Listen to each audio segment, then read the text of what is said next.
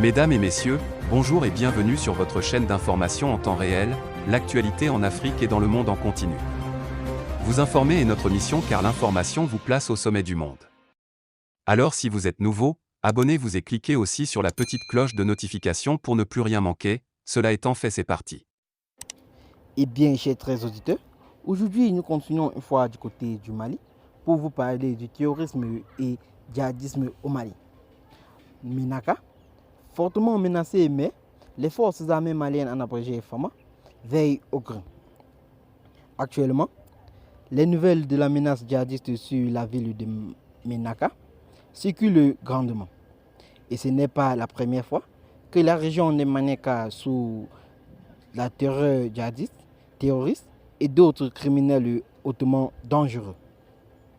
C'est d'ailleurs à l'image de plusieurs régions du pays, tristement sous influence djihadiste. En vérité, la question n'est plus de savoir si les terroristes et les djihadistes sont au Mali et y sèment la terreur. En effet, le Mali souffre bien du terrorisme et du djihadisme depuis 2012-2013. L'on sait aussi que pendant les années 2012 et 2013, ils ont occupé les 2 tiers du territoire national, tout le septentrion. Ils s'étaient installés dans plusieurs régions dont Kidal, Ménaka, Tombouctou, Gao et une partie de Mopti. Actuellement, ils continuent d'y sévir en volant, pilant des biens des populations. De même qu'ils continuent de tuer et de blesser des civils et militaires. Les conséquences de leur présence sont énormes. Ces zones septentrionales sous menace souffrent de l'absence de l'autorité de l'État par l'exclusion de toute l'administration. Face à ces criminels, les autorités maliennes sont en train de déployer tous les moyens militaires pour les combattre. Elles œuvrent inlassablement pour prendre le relais des grandes puissances du monde et l'ONU, dont leurs interventions dans la lutte contre le terrorisme n'ont jusqu'à présent pas donné des résultats concrets. L'autorité de l'État et de l'administration n'ont pas encore été déployées dans ces régions citées. Alors que, de son côté, les forces de défense et de sécurité multiplient quotidiennement les interventions pour traquer les groupes terroristes partout sur le territoire national. La volonté des femmes est nettement reconnue et appréciée de tous. Et depuis l'événement de la transition, seule l'armée a reçu les remerciements et les honneurs de la population malienne et africaine. Mais la nature de la guerre contre les terroristes et les djihadistes est telle qu'il n'est pas facile de vite les neutraliser.